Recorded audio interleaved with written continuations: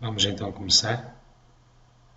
Não sei se estamos em cima das 21. A Manuela Luís também. Isso. Quem é que sobe para fazer para a pressa? Eu vou descer, tá?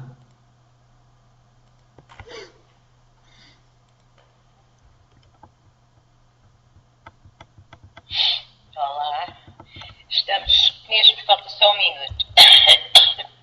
Portanto, vamos aqui harmonizando o nosso estudo de hoje. Eu vou fazer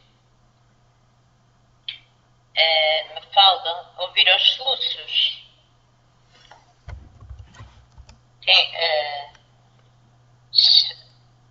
Mafalda, estás a ouvir aos soluços? Era o Carlos ou eu? A ouvir aos soluços? Pois pode ser aí da conexão. Está bem, está bem. Mas dá para ir acompanhando. Se é os dois, deve ser aí mesmo da conexão. Tá bom. Então vamos lá. Vamos lá, harmonizando para o nosso estudo de hoje. Portanto, eu hoje vou fazer a prece de Cáritas para a abertura dos nossos estudos. Que a espiritualidade amiga se faça presente neste momento e todos os mentores da sala, Bezerra de Menezes, Rainha Santa Isabel e Veneranda Santa Filomena. Prece de Cáritas. Deus nosso Pai, que sois todo poder e bondade, dai força àquele que passa pela provação, dai luz àquele que procura a verdade, ponde no coração do homem a compaixão e a caridade. Deus dai ao viajor a estrela guia, ao aflito a consolação, ao doente o repouso. Pai, dai ao culpado o arrependimento, ao espírito a verdade, à criança o guia, ao órfão o Pai. Senhor, que a vossa bondade se estenda sobre tudo que criastes. Piedade, Senhor, para aqueles que não vos conhecem, esperança para aqueles que sofrem. Que a vossa bondade permita aos Espíritos Consoladores derramarem por toda a parte a paz, a esperança e a fé. Deus, um raio de faísca do vosso amor, pode abrasar a terra. Deixa-nos beber nas fontes dessa bondade fecunda e infinita, e todas as lágrimas secarão, todas as dores acalmar-se-ão. Um só coração, um só pensamento, subirá até vós, como um grito de reconhecimento e amor. Como Moisés sobre a montanha, vos esperamos com os braços abertos, ó perfeição. E queremos de alguma sorte alcançar a vossa misericórdia.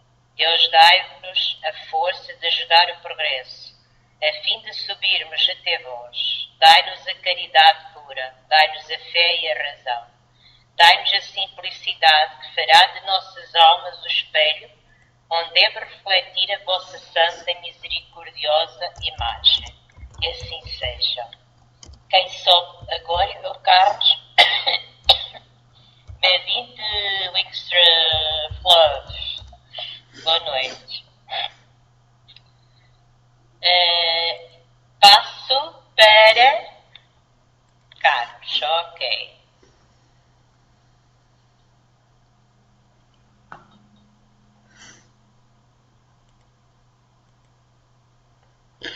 Olá, boa noite. Boa noite, Mafalda. Ainda não tínhamos falado. Wingslove, boa noite também. Seja bem-vindo. Sintam-se todos acompanhados, amparados pela espiritualidade amiga. E então nós hoje, como nós estamos a iniciar aqui os estudos na sala, vamos falar de Allan Kardec, que é o codificador da doutrina espírita, porque nós temos muito a aprender sobre Kardec. Então, juntamente aqui com a Manuela, nós optamos por falar de Kardec. Hoje falamos um bocadinho, damos sequência nos próximos estudos, para ficar a saber mais um bocadinho de quem foi Allan Kardec. E então, isso me permitem, porque é muito mais enriquecedor do que ler, do que falar.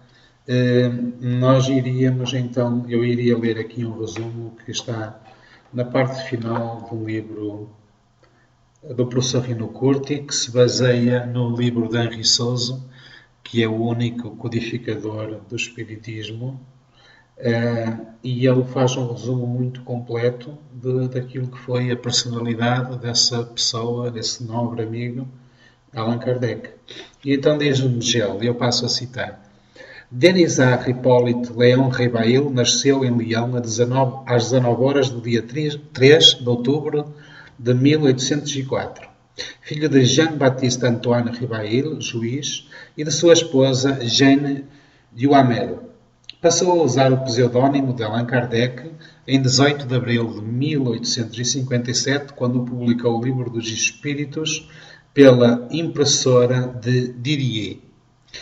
Ribail recebeu, através de um médium, uma mensagem do seu espírito protetor, informando tê-lo conhecido em outra existência, no tempo dos druidas. Vivendo nas Gálias, quando Ribail havia sido um sacerdote druida galês chamado Allan Kardec. 10 anos antes da publicação do Livro dos Espíritos, as irmãs Fox, nos Estados Unidos, já propagavam as suas experiências mediúnicas.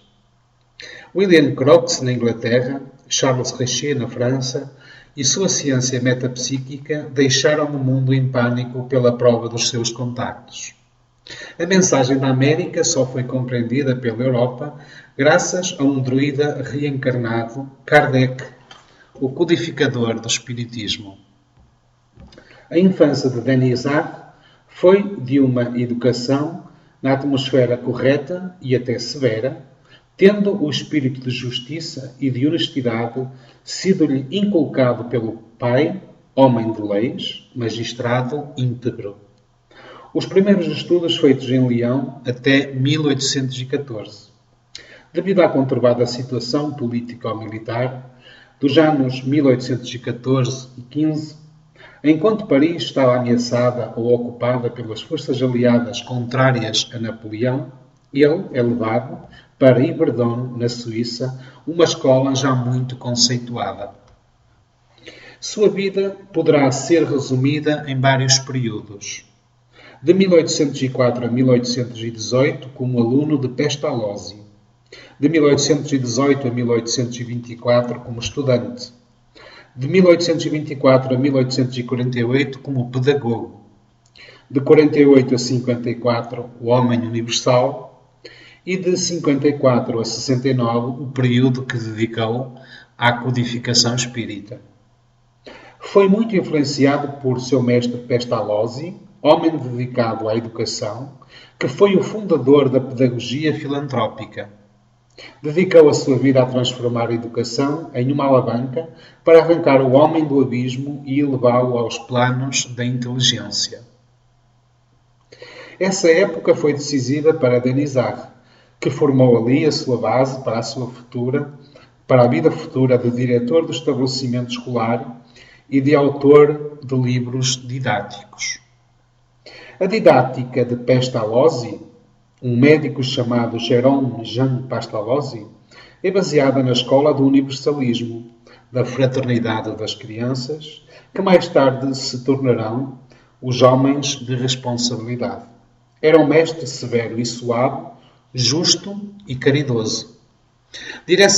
Direcionado por Rousseau, Pestalozzi fundou uma ciência que, educativa ou teórica, de observação ou de experiência, terá sempre em primeiro lugar o elemento natureza. Em seu plano, Pestalozzi reserva lugar para o ensino da agricultura e das artes manufatureiras. Foi em Yverdon, e graças a Pestalozzi, que Kardec aprendeu o justo sentido da educação, que deve ser ao mesmo tempo paternal e liberal.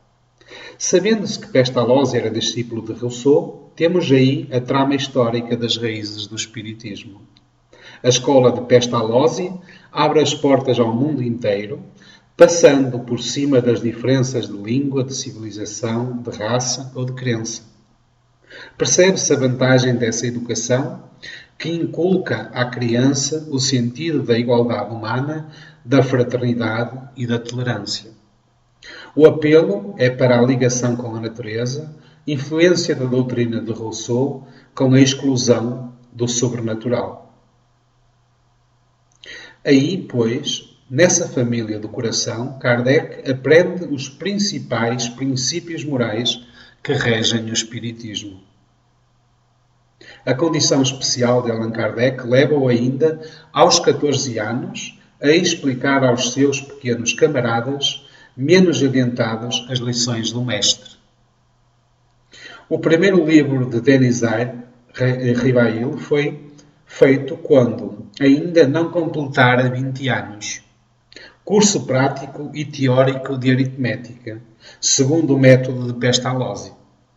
Em seu prefácio, Rivail explica o método de ação do professor Pestalozzi. Rivail indica, na introdução, os 6 princípios do sistema de Pestalozzi. Em primeiro, cultivar o espírito natural da observação das crianças. Segundo, cultivar-lhes a inteligência para que os alunos descubram por si as regras. Terceiro, proceder sempre do conhecido ao desconhecido, do simples ao composto. Quarto, evitar toda a mecânica, fazendo com que a criança compreenda o algo e a razão de tudo o que faz. Quinto, fazer com que a criança apalpe com os dedos e com a vista, visualize todas as verdades. Sexto, confiar à memória somente aquilo que já foi captado pela inteligência. Foi nessa escola que ele aprendeu a ser observador atento e meticuloso e pensador prudente e profundo. O aluno de Pestalozzi tinha um sentido de família humana, ou família universal, formada por alunos vindos dos 4 cantos do mundo. A obra completa de Pestalozzi foi impressa exatamente quando da primeira obra de Rivail, 1824. Ou seja, quando Allan Kardec escreve o seu livro, Pestalozzi, o seu mestre, está a completar a sua obra. Na sucessão de funções, Rivail trabalhou 30 anos para a educação das crianças francesas. Allan Kardec teve sempre o cuidado de partir da intuição e do facto concreto antes de estabelecer a teoria do mundo abstrato, ou invisível. Enquanto Pestalozzi tinha a sua escola, reconhecida e espalhada por toda a Europa, retirava-se para Neuf em 1825, onde faleceu 2 anos depois. Suas obras completas começaram a ser publicadas em 1819, ano em que Rivail parece ter deixado a escola. Facto interessante é que exatamente quando termina a impressão da obra de Pestalozzi em 1824, é que começou a ser publicada a primeira obra de Rivail. Esse facto indica a passagem do bastão de mão em mão dentro do processo evolutivo. Rivail iria trabalhar durante os seguintes 30 anos para a educação das crianças francesas, antes de se consagrar nos últimos 15 anos aos princípios do Espiritismo. Diz o relato de Henri Sauce, primeiro e único biógrafo do fundador do Espiritismo, que ele se contentou com um diploma de bacharel em Ciências e Letras e doutorou-se em Medicina com muito brilho. Consta ainda que seria o substituto de Pestalozzi em Yverdon, quando o mestre viajava a diversos lugares da Europa a fim de fundar institutos semelhantes ao de Yverdon. Como o seu objetivo parecia mais voltado à educação das crianças, teria ele se dedicado a pôr em prática os ensinamentos e métodos de Pestalozzi em detrimento do trabalho de cura e de doenças físicas. A medicina estava clara em sua trajetória, pois que no espiritismo prático estaria aplicando a medicina das almas. O espiritismo deve a Allan Kardec a sua transformação em doutrina filosófica dotada de estrutura científica e fisionomia moral. A modéstia de Kardec fê-lo julgar-se obscuro servidor e assim pouco se sabe da sua vida. A primeira obra, o Livro dos Espíritos, ele a apresentou como sendo obra dos Espíritos e que fora apenas o operário. sendo ditada pelos Espíritos, foi entregue ao mundo sem nada lhe acrescentar. Então esta aqui... Olá, Fernando, boa noite, bem-vindo. Então, Manuela, nós poderíamos falar um bocadinho agora sobre isto, não é? Porque o resumo da bibliografia tem vários itens. Aqui, nós estivemos aqui a falar sobre a parte da instrução de Allan Kardec, da sua escola, onde ele foi beber as suas influências, a sua educação, e depois teríamos aqui outros itens para nós falarmos como Kardec como pedagogo, como homem universal, e Allan Kardec como o codificador do Espiritismo. Poderíamos falar um bocadinho sobre esta parte que hoje aqui lemos, não é? Poderíamos todos participar aí, cada qual com a sua, ou na área de texto, ou até no MIC, e para vermos um bocadinho da influência da educação recebida no seio familiar e da influência de Pestalozzi na sua formação moral e intelectual, e também o quão importante foi todo esta condição de aluno brilhante que gostava de ajudar e de partir do concreto ao intelecto, premissas essenciais para que ele pudesse, mais tarde, como pedagogo, se preparar nessa trajetória enquanto aqui encarnado, não é? Que lhe deu todo esse cabedal e capacidade para estar devidamente preparado para ser um instrumento útil à espiritualidade, como foi, dedicando-se cerca de 15 anos ao estudo e à codificação do Espiritismo, não é? Nós poderíamos falar um bocadinho sobre isso. E eu vou-te passar, ok? Até já. Boa noite a todos, sejam todos bem-vindos, obrigada por estarem aqui, sintam-se em casa e abraçados em amor, meus queridos.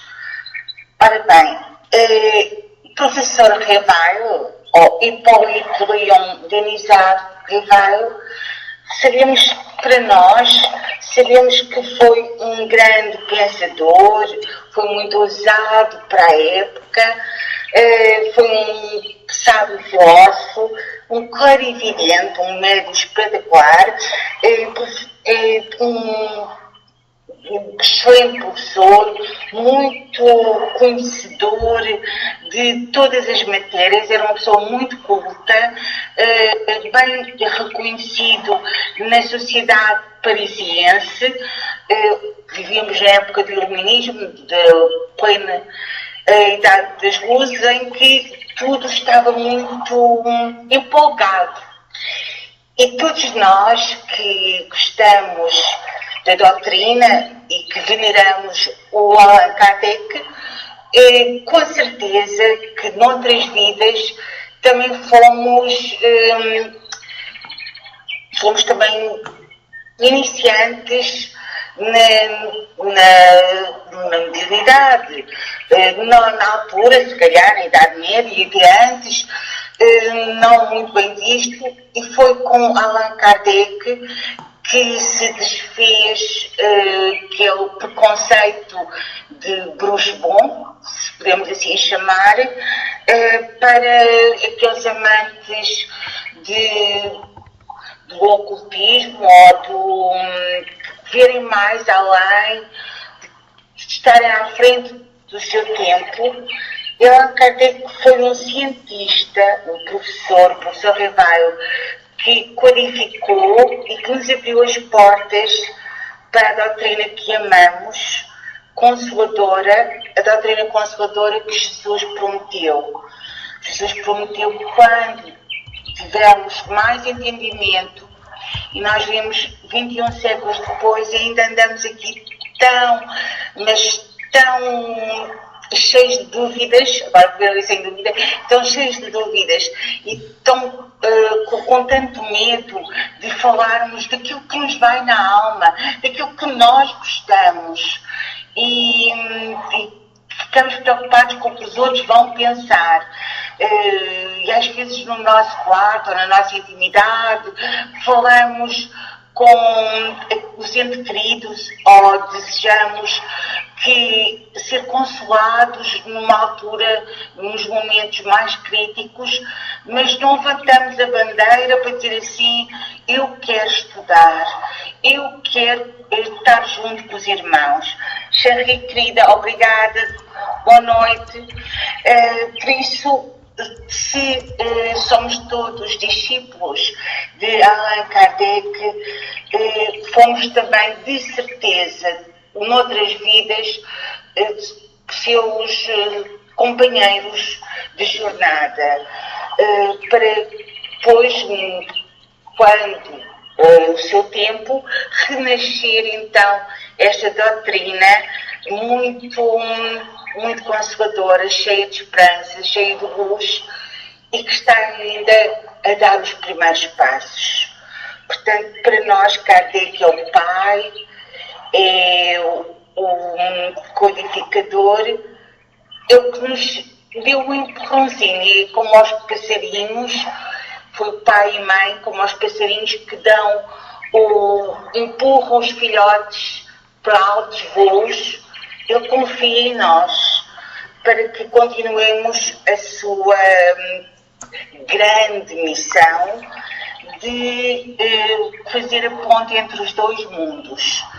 Por isso, eu acho que todos nós devemos estar gratos ao professor Ribeiro pelo seu conhecimento transmitido, pela sua codificação dos 5 livros, mas mais do que a codificação é fazer palavra viva, transmitir em amor aquilo que ele tanto trabalhou, aquilo que ele tanto se esforçou, para não ficar apenas nos livros muito bonitos que todos nós estudamos, mas depois temos que transmitir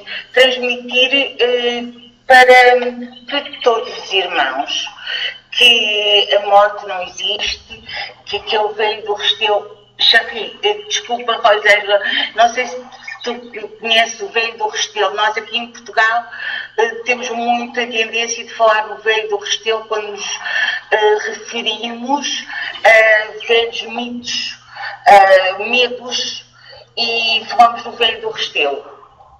Quando no tempo das embarcações, no tempo das carabelas, quando iam desbravar novos mundos, havia sempre o medo do desconhecido. Por isso nós falamos sempre nisso.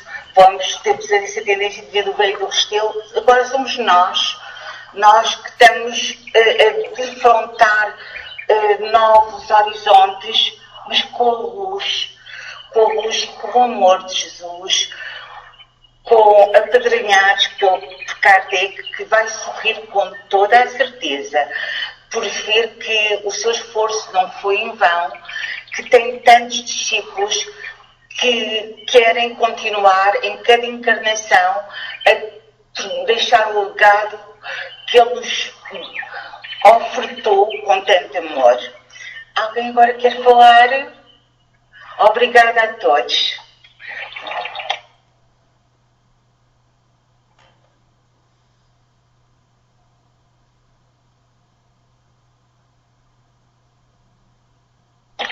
Carlos, não sei se queres dizer mais alguma coisa, se mais alguém quer acrescentar mais alguma coisa, ou se passamos a ler uma parte do Evangelho ao acaso.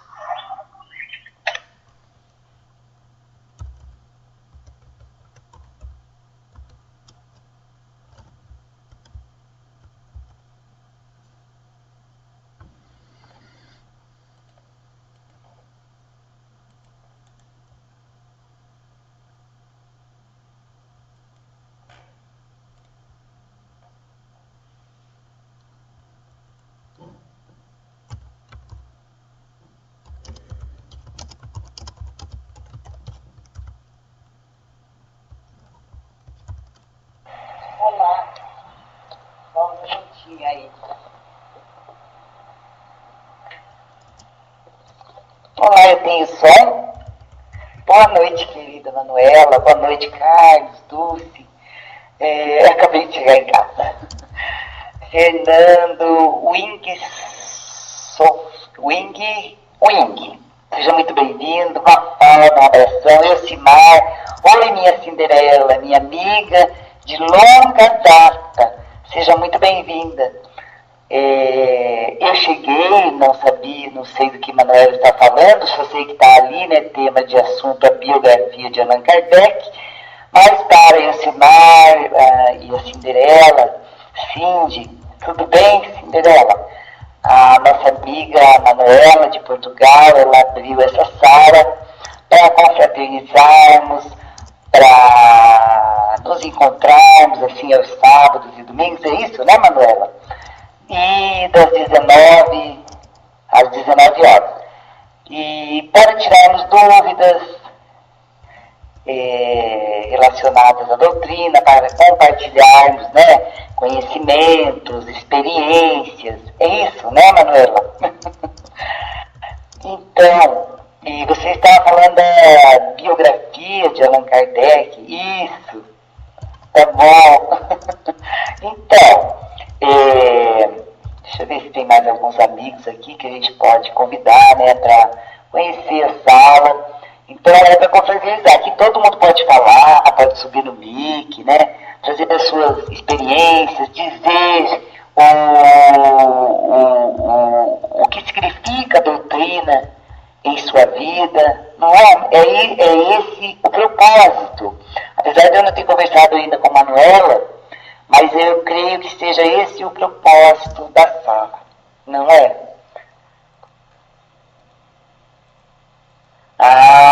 Seu crescimento intelectual, moral, né? Então a Manuela está falando da vida de Allan Kardec, né? Que pode ser até contada assim, diríamos, de várias maneiras, né? Mas para a nossa melhor compreensão, foi dividida em duas fases distintas, né? A primeira, em que desde o seu nascimento até a idade dos 50 anos, foi conhecido por Hippolyte Léon Denisard Rivail. E a segunda, quando se tornou espírita e passou a assinar Allan Kardec, né? Regina, que bom que você veio. Mas eu escutei, Manuela, você falar em abrir o Evangelho aleatoriamente. Foi isso? Oi, Fernando, um abração, meu amigão. Beijo, Regina. Você já conhecia? E, Regina, todo mundo pode subir aqui nessa sala, falar, né?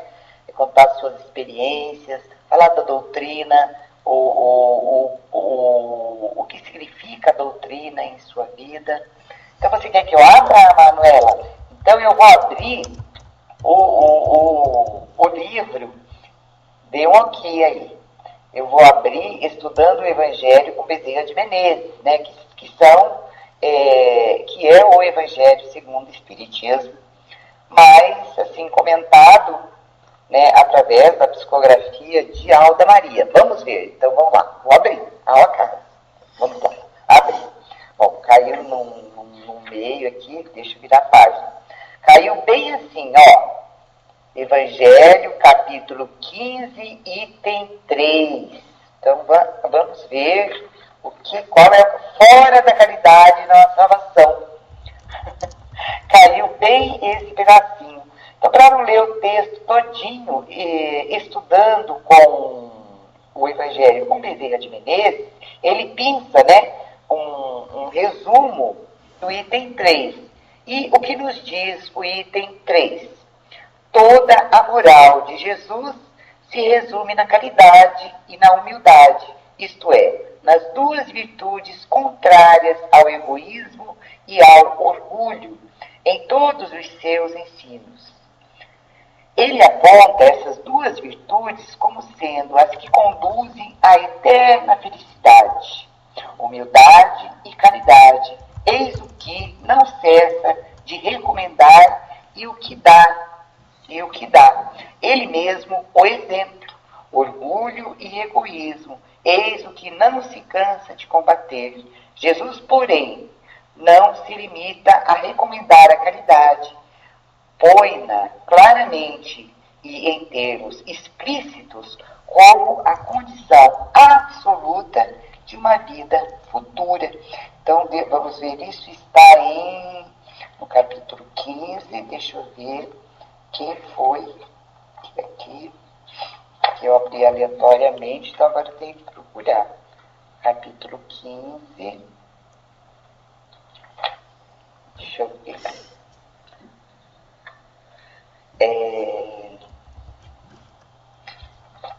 Só um tiquinho assim, né, de momento. Bom, eu queria ver quem que é que assinou, né, essa, poxa vida. Bom, depois eu passo para vocês. Oi, Décio. Oi, meu pai querido. Que bom que você veio, né? Eu acabei de chegar e já subi aqui. A sala de confraternização, né, de dúvidas, que a Manuela nos convidou. Então, ela pediu para abrir aleatoriamente e eu abri. Então, se alguém quiser procurar aí também, é o capítulo 15, o item 3.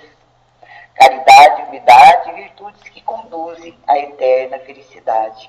Então, Mari, eu vou ler aqui, eu vou ler, né, que agora eu estou com esse livro aqui, estudando o Evangelho com Bezerra de Menezes.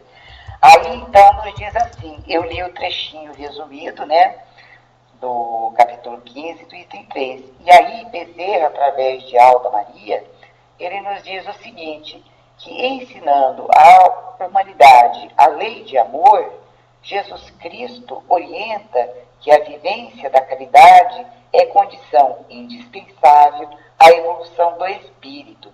Expõe com clareza e singular espontaneidade que a humildade e o amor ao próximo devem ser os sentimentos basilares do cristão, sua expressão natural no exercício da caridade. O mestre, ele combate com rigor e severidade toda manifestação oposta a esses nobres sentimentos, toda atitude do homem que venha a desqualificar seu irmão com posturas de desprezo e indiferença.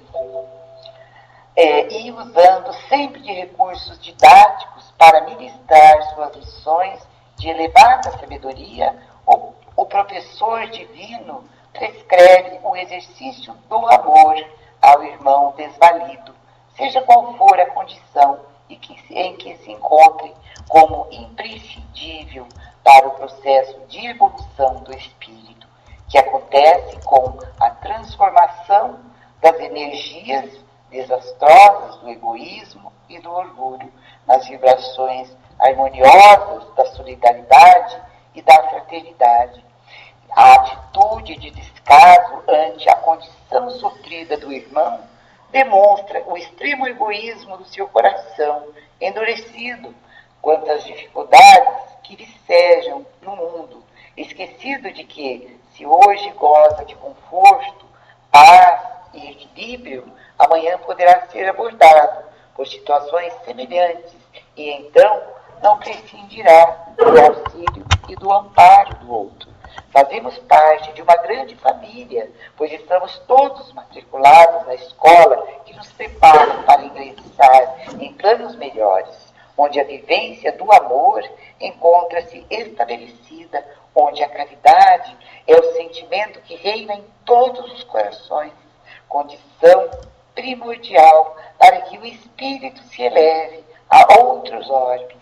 A caridade vivenciada na relação entre as criaturas, imperando como diretriz de vida e se expressando na conduta fraternal e solidária, estabelece uma identificação do homem com o Criador e como manifestação sublime desse sentimento luz, a caridade, a virtude da humildade, abrilhanta o caminho do discípulo dedicado, que com sua pureza e doçura, diante da vida, diante da natureza, diante do outro, contribui respeitosamente para sanar as dificuldades reinantes, tratando as feridas íntimas com a medicação oferecida pelos divinos laboratórios, acalmando os corações agitados, pelos descontroles vividos no mau uso do livre-arbítrio,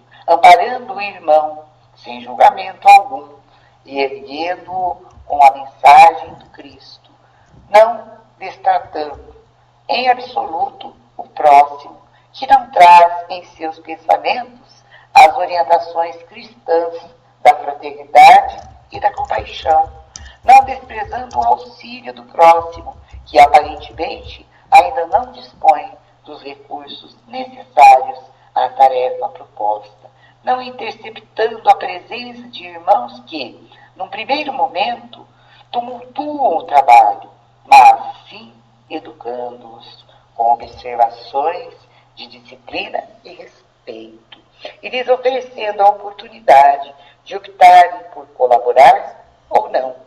A caridade deve estar presente a cada instante no coração do candidato aos reinos superiores da luz, e ainda que não alcance uma vivência conforme ensina o mestre, que esteja o discípulo no esforço sincero de realização, sempre demonstrando empenho e determinação para atingir uma vibração alinhada à sagrada energia sublime, amor. Então veja, né, meu pai, que chegou agora há pouco, oi, dona de mim, um grande abraço, seja muito bem-vinda. Então caiu exatamente onde a Manuela pediu para mim abrir aleatoriamente, e eu abri aleatoriamente, caiu que fora da caridade não há salvação. Então, como essa sala é para todos falarem, né, suas experiências, seus entendimentos, compartilharem, eu vou estar passando a palavra. Ok? Ótimo tema, né, Dulce? Então, Manu vai subir. Então, quem desejar também é só levantar a mão e pode aí falar sobre esse trechinho que eu li e compartilhei a simples explicação, né, mais profunda de Bezerra de Menezes, que foi psicografado por Alda Maria. Bom, um grande abraço a todos. Para a nossa reflexão, né? Que fique para a nossa reflexão, né? Para logo já estar findando o domingo, para a nossa reflexão nesta semana que se inicia. Estou descendo. Obrigada, Charly. Muito querida Rosângela, meus amigos queridos, todos, por favor, todos podem falar. Alguém quer subir agora para falar? É para todos falarmos. Para todos, está bem? Obrigada.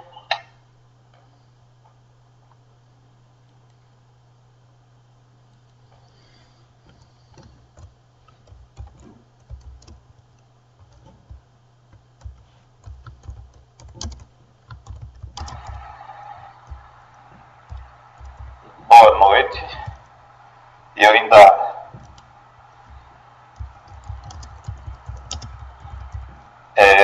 boa noite.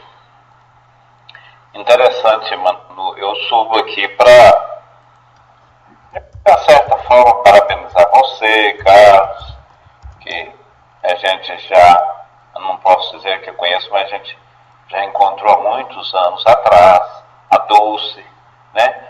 E esse pessoal que está aqui na SBA, Saúde, Paz e Amor.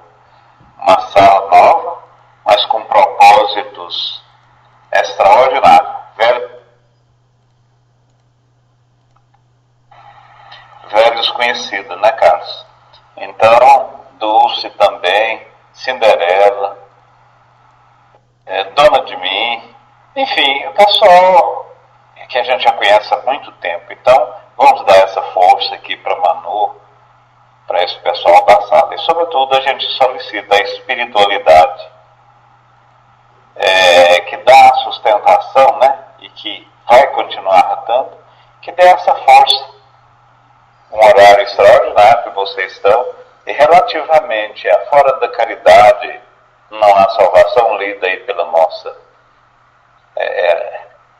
da nossa amiga Rosângela, a gente costuma atribuir essa frase a Allan Kardec.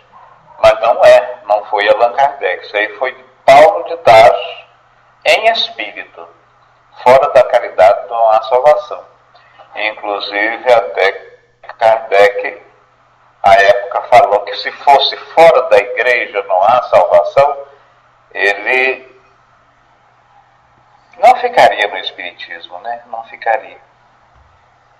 Então, gente, tudo de bom. Vocês falaram, eu não percebi, Manuela, vocês falaram, comentaram alguma coisa de Allan Kardec, de falar da biografia? Hoje falaram, né?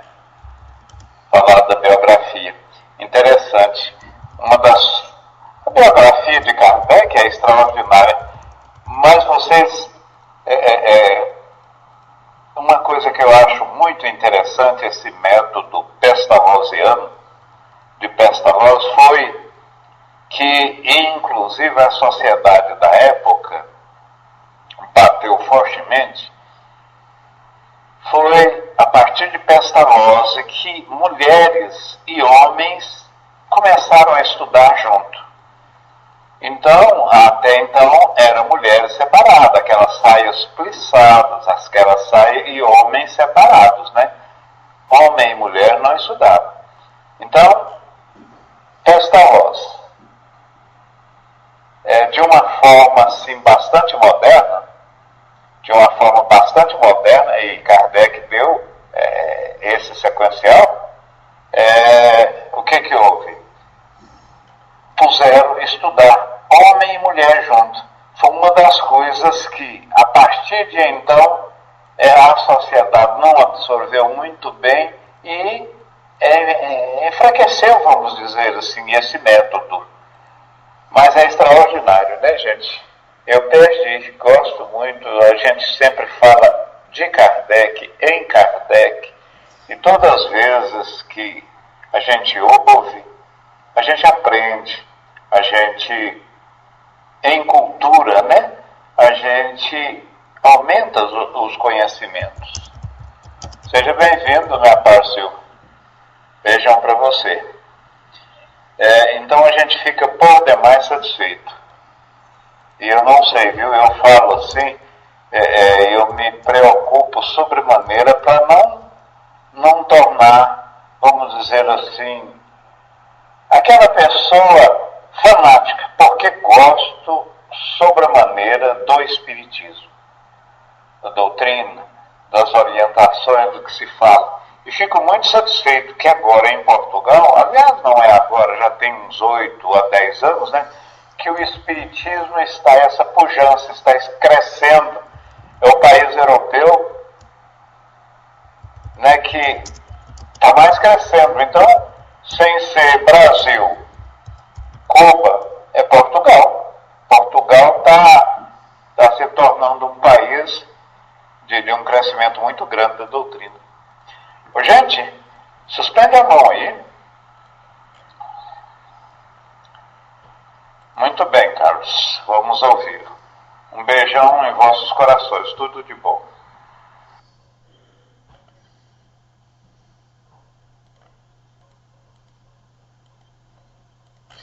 Olá, de novo. Cumprimento com carinho os recém-chegados. Temos aí uma pergunta da Wings Flow, que coloca aqui a questão: porque é que Allan Kardec não usou o seu nome original quando se tornou espírita? Ora bem, eu vou responder. É assim, Allan Kardec, nós vamos continuar a estudar Allan Kardec, a bibliografia, Odécio. Nós hoje falámos só, principalmente, daquela parte da sua formação moral e intelectual, o percurso que fez na Escola de Verdun, na Suíça, com Pestalozzi, e também da educação que recebeu, contribuindo fortemente para a sua personalidade, não é? E nós, depois, no próximo estudo, daremos sequência e falaremos do Allan Kardec pedagogo, do homem universal e depois o codificador. Vamos por partes. porque nós hoje decidimos desta forma. Respondendo ao Wingslove, é assim, ele foi um pedagogo, um homem que revolucionou o sistema de ensino francês. Ele desenvolveu e criou livros adotados pelo sistema de ensino de França. Alguns dos livros ainda hoje são adotados no sistema de educação francesa. Então ele foi um homem das ciências, um homem culto, respeitado, e ele quis separar a pessoa conhecida do mundo social, que era Hippolyte Léon Denisard Ribail, e quis desligar a sua personalidade do aspecto social para ser, com outro nome, conhecido pelo homem, pelo codificador do Espiritismo. Ele não quis estar a usar o nome e a carreira social que tinha adquirido e alcançado por mérito próprio para fazer vingar a doutrina espírita e a codificação. Ok? Então ele quis diferenciar o Allan Kardec, o Hippolyte Léon Ribail, que foi o homem social, o homem da cultura, o homem das letras, o homem que estava presente em tudo que era saraus e reuniões de conhecimento da época, separar o homem, o Allan Kardec, o codificador do Espiritismo. E para isso ele assumiu o nome de Allan Kardec, segundo ele e conforme lemos aqui hoje, ele usou esse nome, Allan Kardec, porque o seu guia espiritual lhe revelou que eles tinham sido amigos em existência anterior nas Gálias e que ele teria tido esse nome, Allan Kardec. E ele usou esse nome para, então, ficar conhecido, associado à doutrina espírita. Mas isto eu não sei se alguém quer acrescentar alguma coisa àquilo que eu aqui disse. Era o nome dele de uma reencarnação anterior, quando ele viveu nas Gálias, em França, sim. Alguém quer acrescentar mais alguma coisa? Complementar a resposta que eu aí dei? Não? Está esclarecido, não está? Ok, eu só queria fazer aqui um pequeno comentário. Só queria fazer aqui um pequeno comentário para terminarmos. Já te dou a palavra, Shanri. É assim, a Shanri hoje leu para nós o Evangelho e tocou, saiu-nos o tema da caridade. E a caridade é amor em ação. O amor é aquilo que nos aquilo que nos eleva. O amor é a essência de tudo. E nós estamos aqui para aprender a amar e para evoluir. E só evoluímos moralmente quando nós conseguirmos pôr em prática o amor. E colocar em prática o amor é sermos caridosos. Então, se calhou hoje a caridade aqui para nós meditarmos sobre ela, eu venho-me assim à mente o seguinte. No início deste estudo daqui da sala criada, da iniciativa da Manuela, criada por ela, que a sala seja uma sala de amor e que seja uma sala onde impere os princípios da caridade, da humildade, do respeito, porque esses são os princípios, a matéria-prima essencial para que possa haver harmonia, para que possa haver um propósito nobre e para que nós possamos ter o amparo da espiritualidade amiga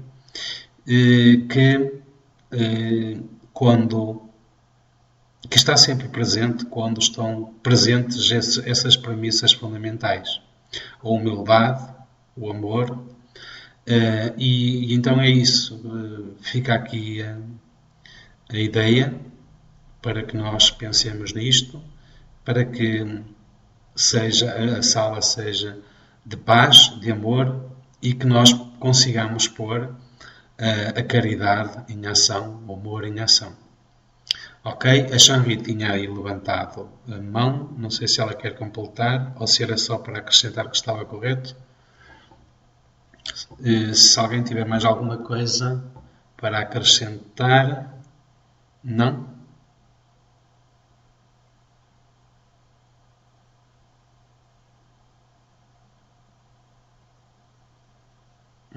Ok, tá bom. Então, nós hoje, exatamente, vamos para a prece de encerramento. Nós tínhamos combinado aqui que hoje ia ser ligeiramente, iríamos terminar ligeiramente mais cedo, mas apanhámos uma surpresa tão grande que a sala ficou cheia, como um ovo, e estamos felizes pela presença de todos. E então, nós iríamos então fazer a prece de encerramento e para terminarmos o nosso estudo de hoje, está bom? Pode ser? Sim? Então, vamos terminar e eu vou fazer a prece, se me permitem, e vamos elevando o nosso pensamento a Deus e à espiritualidade amiga que nos assiste e nos ampara. Vamos agradecer a oportunidade de aqui estarmos reunidos em nome de Deus, em nome da doutrina, para aprendermos um pouco mais. Pedimos e rogamos o auxílio dos benfeitores espirituais neste momento para que nos possam ajudar e sustentar, principalmente a Manuela, para que ela possa ter a força, a determinação, a intuição e o amor ao serviço dos estudos que aqui se vão desenvolver. Rogamos o amparo da espiritualidade amiga nesse propósito e pedimos por todos aqueles que aqui estão presentes, os encarnados e os desencarnados, que todos se sintam acolhidos, amparados no amor infinito de Deus, que todos possam receber esse carinho e esses bálsamos reconfortantes que nos fazem e aliviam a alma e o espírito. Que nós possamos sair daqui tranquilos, felizes, em harmonia e que possamos ter uma ótima noite de sono e uma semana de trabalho reconfortante, com equilíbrio, levando no semblante e na áurea essa paz que a doutrina espírita nos traz.